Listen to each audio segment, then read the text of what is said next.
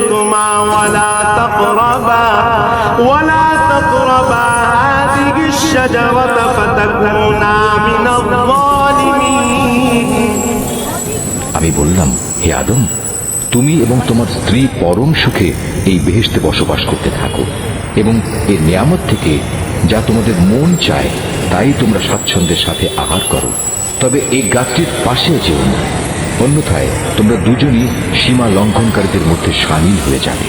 فأزلهما الشيطان عنها فأخرجهما مما كانا فيه وقلنا اهبطوا بعضكم لبعض عدو ولكم في الأرض مستقر ومتاع إلى حين।